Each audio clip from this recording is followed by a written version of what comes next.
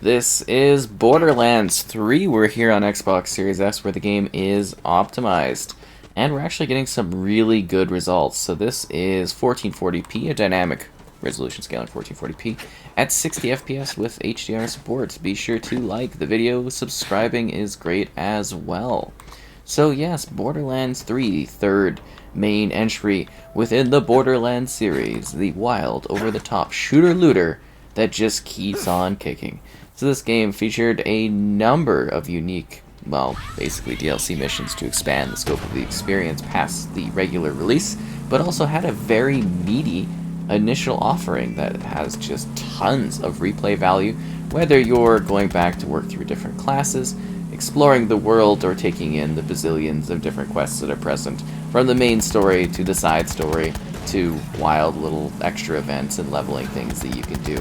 Borderlands is fantastic, and Borderlands 3 is a very exciting continuation of that experience.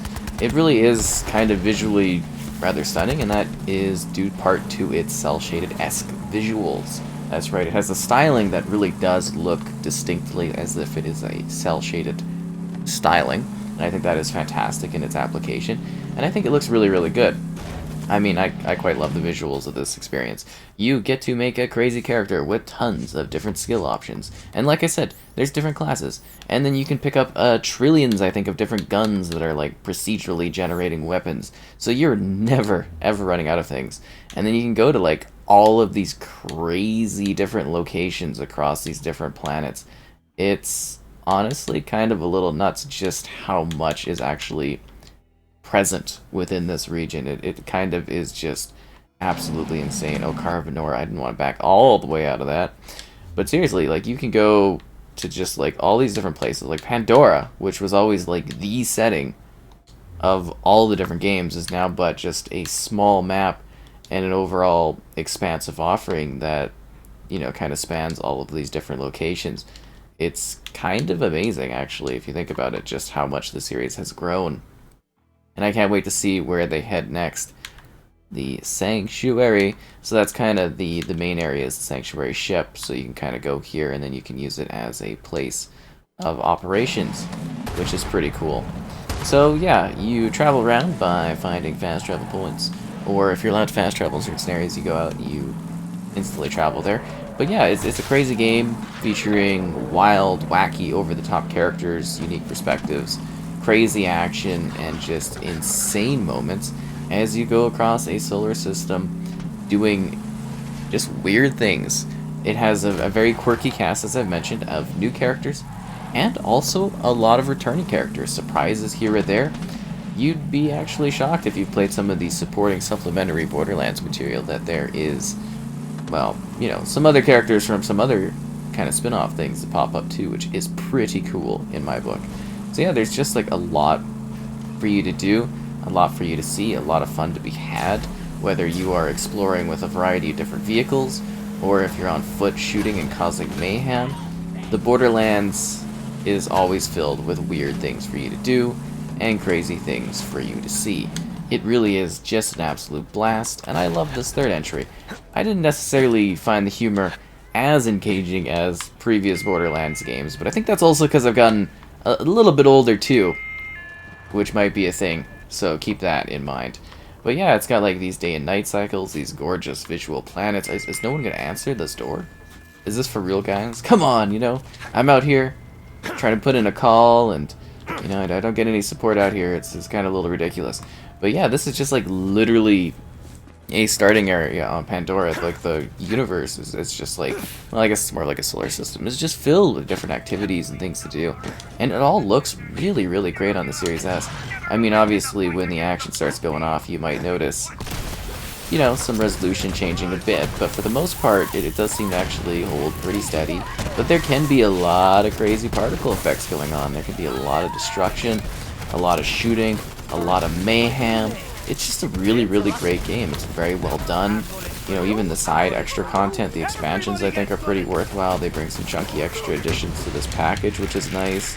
But you could just sit here, go through the main story, and that in itself is really, really, you know, full of detail. And I think, you know, this is actually one of the better looking Series S type experiences I've seen on the platform when it comes to like the visual quality of it. And I think that has to do a lot with the art style of this one. You know, I think the art style definitely does help shine through on this quite a bit. And there's just like, there's so many neat places you can head to and neat activities that you can take part in, which is kind of crazy. Trying to see if I can actually like fast travel here without having to. There we go. So we'll also show the loading here. We'll go to Athenas, which is another really lovely planet. This is a little bit of a smaller level though. This is where you're kind of doing a getting the band together sort of thing when you're battling on Pandora. But see, like even the loading and everything like that, greatly improved.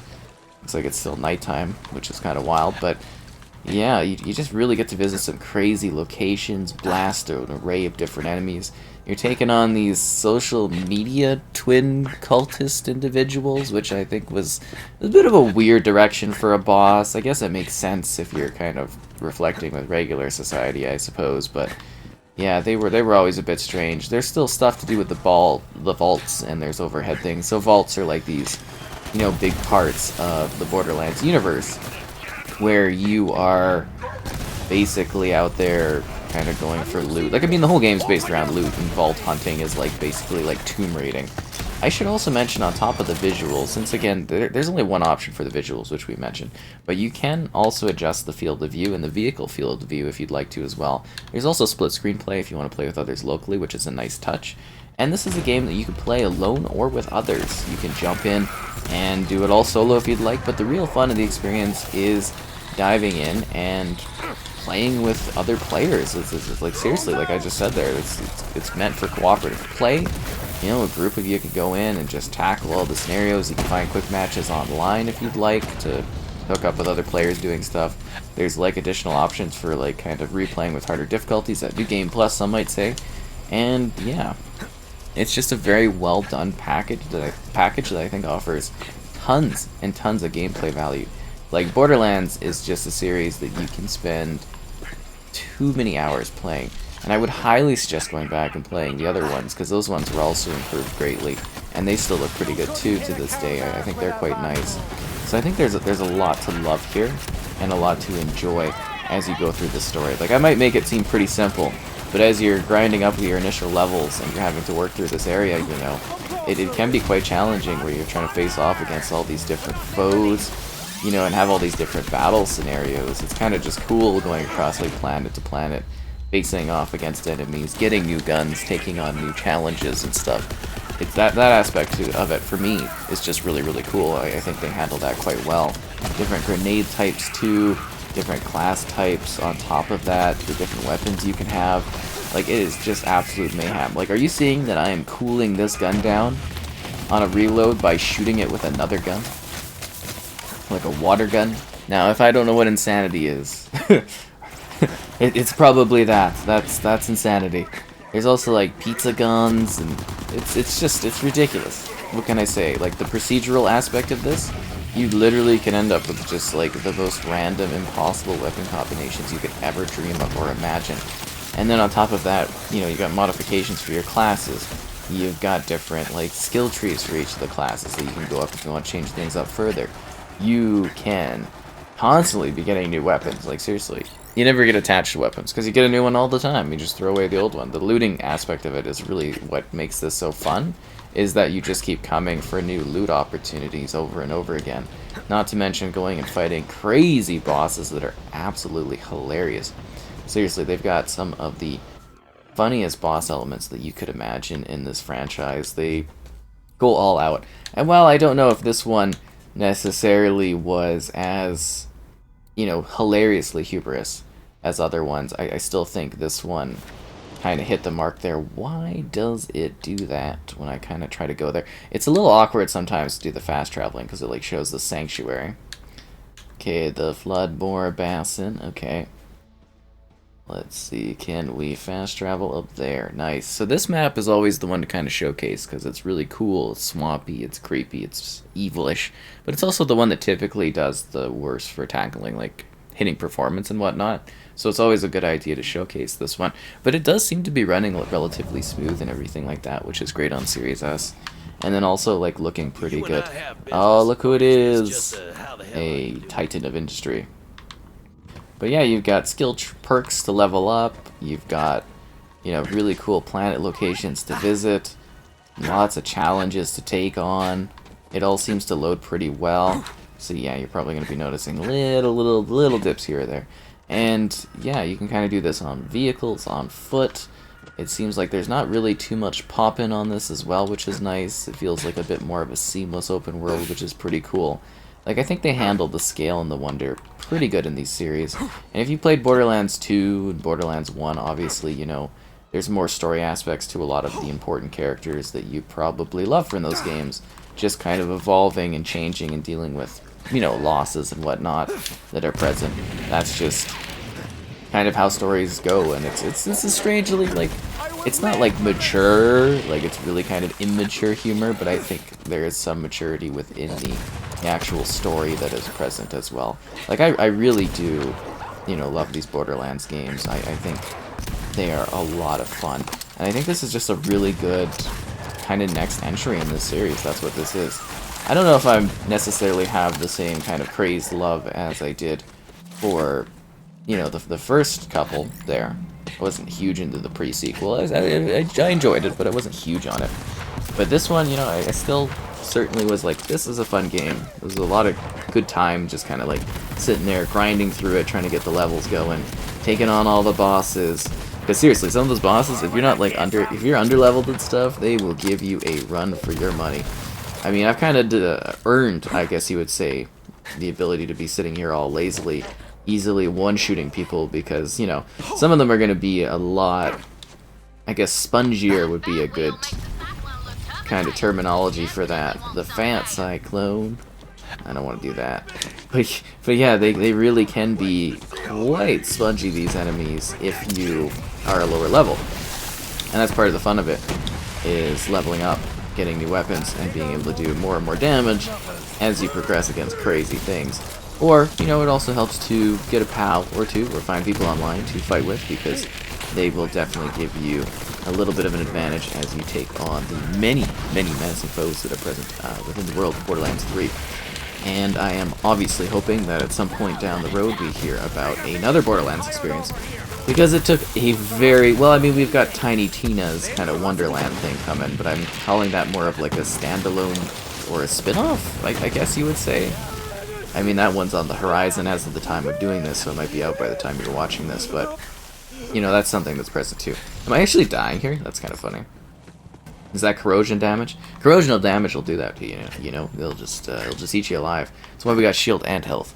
But, yeah, that's a big thing here. It's just kind of like the concept of, hey, we've got like a mainline game. I'm hoping we get another mainline game down the road to continue what this one had to offer.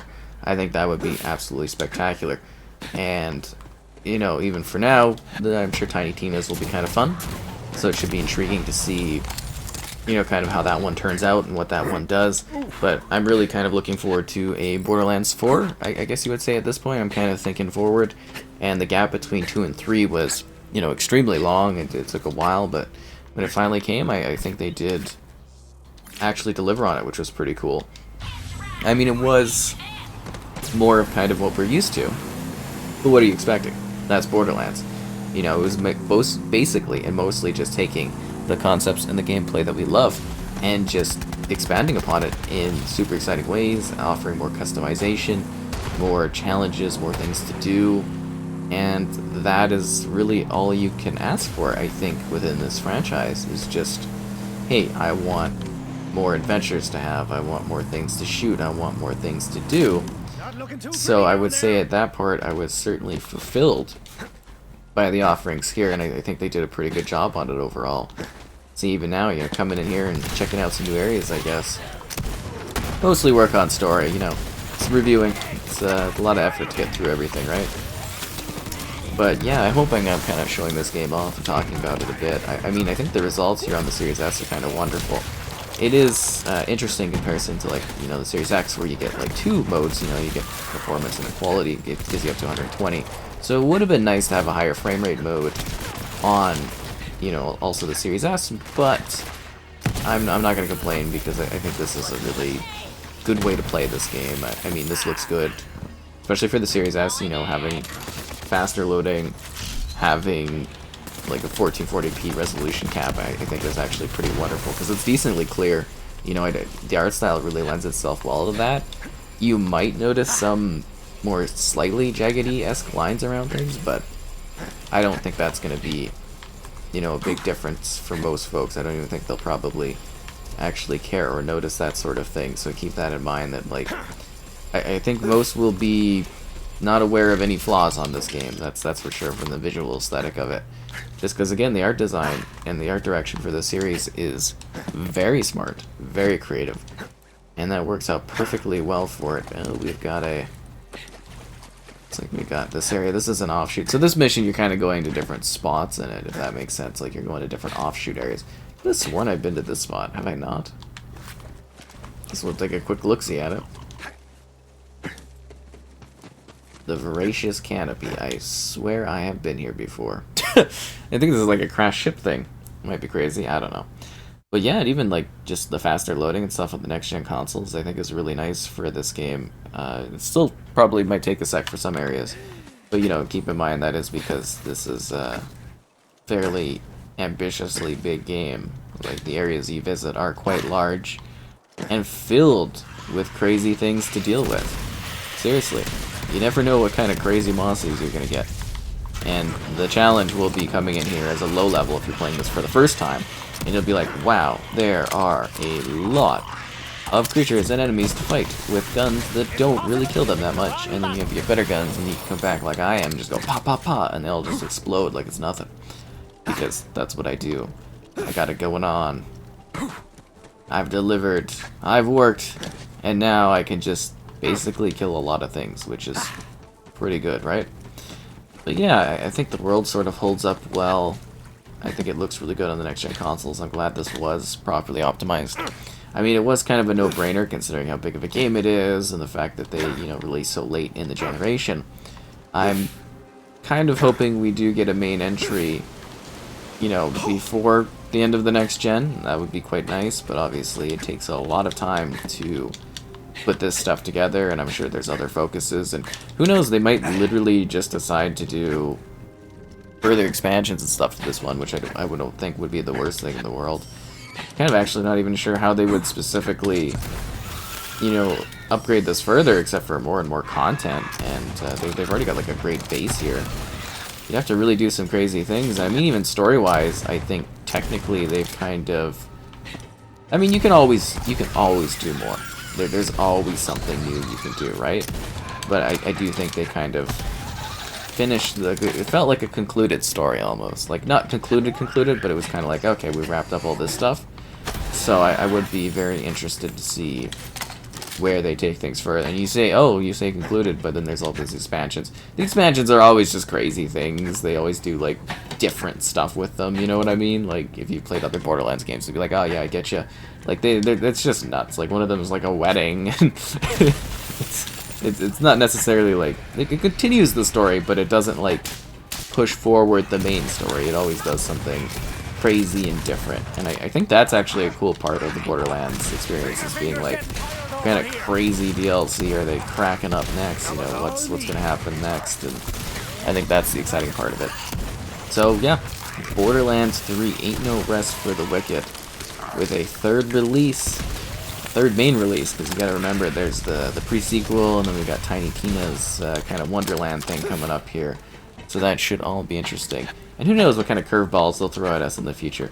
You know, it's like every other day there's... I don't know if that's too often almost, but every so often you get a random Borderlands type announcement and it goes, oh wow, there's that thing. So I'm happy with what we got here, and I look forward to the future, seeing what they decide to do next with this series, because Borderlands 3 by itself is pretty awesome, but I'm always open to seeing the next entry, and I hope that comes sooner than later.